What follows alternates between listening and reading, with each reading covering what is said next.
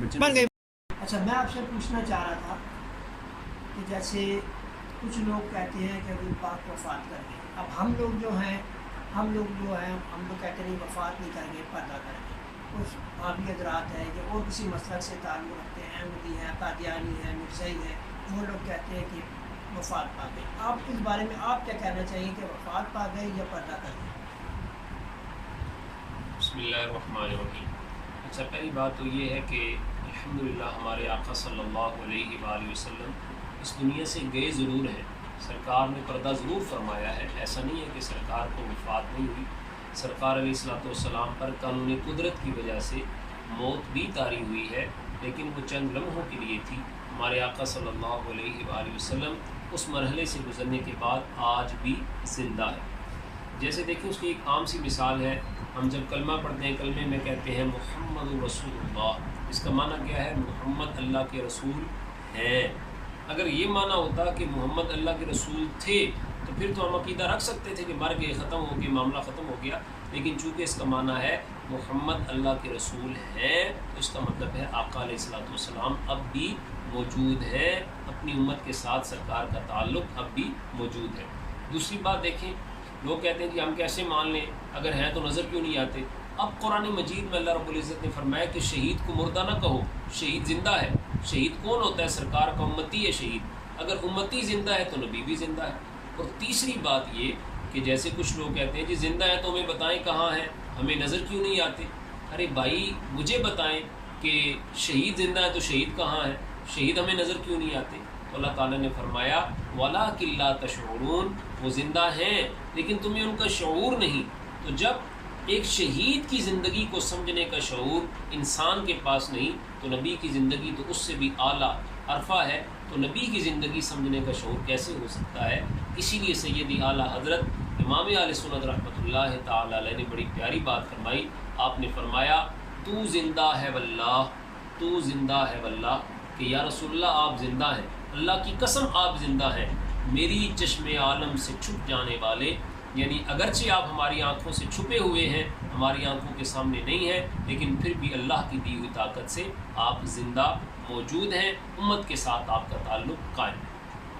قاری صاحب، ابھی آپ نے ارشاد فرمایا کہ آپ نے کہا وہ زندہ ہے، امت کے ساتھ تعلق قائم ہے۔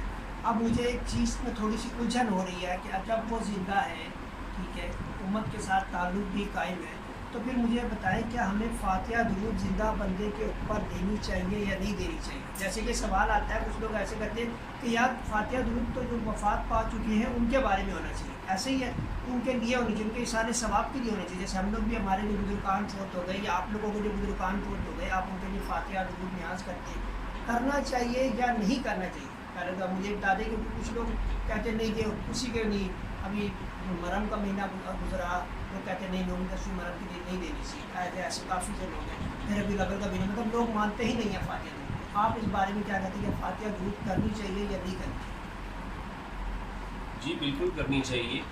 رہی یہ بات کہ فاتحہ درود کرنا کیسا ہے یا کس کے لیے کرنی چاہیے، یاد رکھیے کہ جب فاتحہ کسی اچھے آدمی کے لیے کی جائے، اس وقت مراد یہ ہوتی ہے کہ اللہ تعالیٰ اس فاتحہ کی برکت سے اس اچھے بندے کے جنت میں مزید درجات بلند فرمائے۔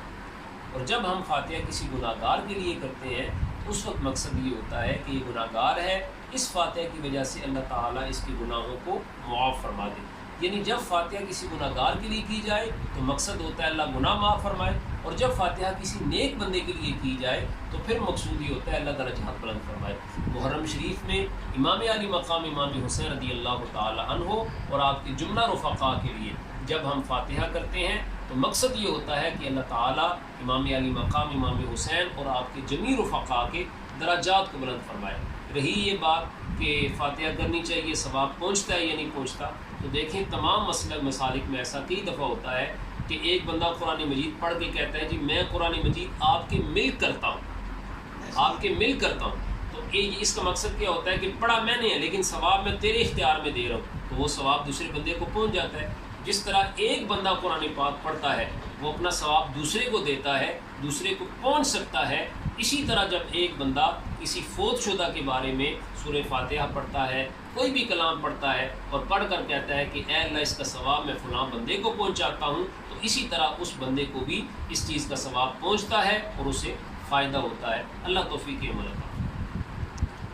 ہمارے ساتھ موجود تھے کامران اسلم چشتی صاحب، یقیناً آپ لوگوں کو کچھ سوالوں کا جواب مل گیا ہوگا، لیکن اگر کچھ سوال جو آپ لوگوں کے ذہن میں ہے آپ لوگ پوچھنا چاہتے ہیں ان سے، میں انشاءاللہ بھی ربیع الاول آپ جیسے آپ لوگوں کو بتایا بالکل قریب ہے، ابھی 2-4 دن میں آنے والا ہے، تو آپ مجھے اپنے فیڈ بیک سے ضرور آگاہ کیجیے۔ میرے وائس آف دا پبلک میرا اپنا چینل ہے یوٹیوب چینل، کسی بھی چیز کے بارے میں معلومات لینا ہو یا کامران صاحب سے کوئی معلومات لینا ہو تو میں انشاءاللہ ایک دفعہ اور ان کے ساتھ بیٹھک کر لوں گا۔ کوئی چیز معلوم لینا ہو کسی چیز کے بارے میں، کسی چیز کے بارے میں سمجھ نہ آ رہی ہو تو آپ لوگ مجھے فیڈ بیک سے ضرور آگے کریں۔ السلام علیکم، آپ دیکھ رہے ہیں چینل وائس آف پبلک اور میں ہوں آپ کا ہوسٹ عمران قریشی۔ اب جیسے کہ آپ لوگ جانتے ہیں کہ رمضان، جیسے کہ آپ لوگ جانتے ہیں کہ ربیع الاول کا مبارک مہینہ آنے والا ہے۔ آج ہمارے ساتھ موجود ہے کامران اسلم چشتی صاحب، جو کہ ہماری مسجد بالکل پاس کی مسجد ہے، ان کے علامہ بھی ہیں، انہوں نے بہت اچھی کتابیں بھی لکھی ہیں، شاعر بھی ہیں، ادیب بھی ہیں، اور اس کے علاوہ ماشاءاللہ سے بہت اچھا بیان دیتے ہیں۔ ان چیزوں کے بارے میں تو کافی نالج ہے، میں نے اسی لیے آج ان سے خصوصی طور پہ آپ لوگوں کے لیے ٹائم دیا ہے تاکہ کچھ چیزیں جو کہ نہیں پتہ ہم لوگوں کو وہ ہم آپ لوگوں تک پہنچا سکیں۔ السلام علیکم قاری صاحب۔ وعلیکم السلام۔ قاری صاحب آپ یہ بتائیں گے ربیع الاول کا مقدس مہینہ آنے والا ہے، کچھ لوگ اس کے بارے میں کیسے سب سے پہلے بتائیں کس طرح کا آپ کہتی کرنا چاہیے؟ بسم اللہ الرحمن الرحیم، الصلاۃ والسلام علیک یا رسول اللہ۔ سب سے پہلے تو یہ ہے کہ ربیع الاول شریف کا جو مہینہ ہے اس میں ہمارے آقا صلی اللہ علیہ وآلہ وسلم اس دنیا میں تشریف لائے، سرکار دنیا میں تشریف لائے، حضور کے صدقے میں ہمیں قرآن مجید ملا، حضور علیہ الصلوۃ والسلام کی وجہ سے ہمیں اسلام ملا، حضور علیہ الصلوۃ والسلام کی وجہ سے ہمیں اللہ رب العزت کی پہچان نصیب ہوئی۔ تو یہ ساری چیزیں حضور علیہ الصلوۃ والسلام کے صدقے میں ملی، حضور کی وجہ سے، حضور کی نسبت سے ملی۔ تو بہترین انسان وہ ہوتا ہے جو اپنے محسن کو یاد رکھتا ہے، جس نے احسان کیا ہوتا ہے اسے یاد رکھتا ہے، اور جس نے احسان کیا ہوتا ہے اس کا ذکر لوگوں کے سامنے کرتا ہے، اور جس نے احسان کیا ہوتا ہے اس کا شکر ادا کرتا ہے۔ تو الحمدللہ ہم اہل سنت پوری دنیا میں سرکار علیہ الصلوۃ والسلام کے میلاد شریف کے دنوں میں محافل میلاد مصطفیٰ کرتے ہیں، جن محافل میں ہم حضور علیہ الصلوۃ والسلام کا ذکر کرتے ہیں، چونکہ حضور ہمارے محسن ہیں، بلکہ حضور محسن کائنات ہیں، لیکن چونکہ ہم انسان ہیں، اشرف المخلوقات ہیں، اس لیے ہم حضور علیہ الصلوۃ والسلام کا ذکر کرتے ہیں، حضور علیہ الصلوۃ والسلام کی شانیں لوگوں کے سامنے بیان کرتے ہیں تاکہ لوگوں کے دلوں میں ہمارے آقا صلی اللہ علیہ وآلہ وسلم کی محبت اجاگر ہو، اور پھر حضور علیہ الصلوۃ والسلام کی آمد پر اللہ کا شکر ادا کرتے ہیں، چونکہ اللہ رب العزت نے حضور علیہ الصلوۃ والسلام کو اس دنیا میں بھیجا ہے۔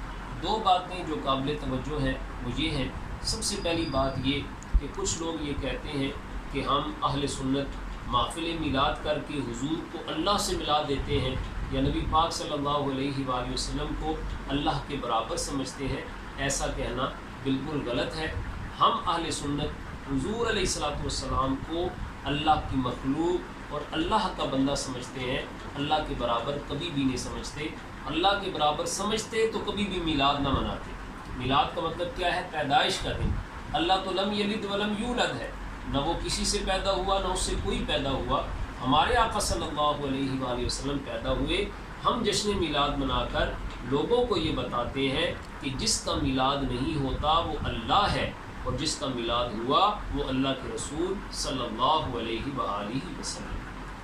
قاری صاحب آپ نے یہ تو بتا دیا کہ کس طرح کرنا چاہیے، لیکن میں آپ سے ایک سوال پوچھنا چاہوں گا، لیکن کچھ لوگ ایسے ہوتے ہیں ہمارے اس میں کہنا چاہوں گا جو اہل حدیث ہوتے ہیں یا اور کوئی بابی ہوتے ہیں، وہ یہ کہتے ہیں کہ میلاد نہیں منانا چاہیے، یا پھر وہ اس طرح بھی کہتے ہیں کہ آپ کو فاتحہ درود نہیں دینا چاہیے۔ کیا ہمارے اسلام میں، ہمارے مذہب میں اس چیز کے بارے میں ہے کہ فاتحہ درود دینا چاہیے یا نہیں دینا چاہیے؟ جی، مسلم شریف میں حدیث پاک موجود ہے، حضور علیہ الصلوۃ والسلام ایک دن اپنے مبارک گھر سے باہر تشریف لائے، مسجد نبوی شریف میں صحابہ کرام مل کر بیٹھے ہوئے تھے۔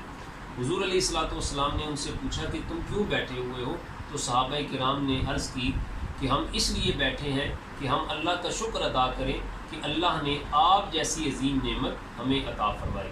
اب دیکھیں، ہم بھی میلاد شریف کی جو محافل کرتے ہیں اسی لیے کرتے ہیں کہ اس پہ اللہ کا شکر ادا کرتے ہیں۔ یہی کام صحابہ کرام نے مسجد نبوی شریف میں کیا، تو حضور علیہ الصلوۃ والسلام نے ان پر کوئی فتویٰ نہیں لگایا جیسے کہ کچھ لوگ اب لگاتے ہیں۔ حضور علیہ الصلوۃ والسلام نے انہیں منع نہیں کیا، بلکہ حضور نے فرمایا کہ کیا تم حلف دیتے ہو، قسم دیتے ہو کہ تم اس لیے بیٹھے ہو کہ تم اللہ کا شکر ادا کرو میرے ملنے پر؟ صحابہ کرام نے عرض کی ہاں آقا ہم اسی لیے بیٹھے ہیں۔ تو حضور علیہ الصلوۃ والسلام نے فرمایا ان اللہ یباہی بکم الملائکہ، تم اتنا اچھا کام کر رہے ہو کہ تمہارے اس کام کی وجہ سے اللہ فرشتوں پہ فخر فرما رہا ہے، فرشتوں میں تمہارا ذکر کر رہا ہے۔ تو اس سے پتہ چلا جو فرش پہ میلاد مصطفیٰ کرتا ہے اس کا ذکر عرش پہ بھی ہوتا ہے۔ حضور علیہ الصلوۃ والسلام کے ذکر خیر کی بڑی برکات ہیں، اللہ تعالی ہمیں حضور کے ذکر کی برکات سمیٹنے کی توفیق عطا فرمائے۔ اچھا ایک اور بات آپ بتائیے، جیسے ہم لوگ تو یہ کہتے ہیں کہ حضور پاک پردہ کر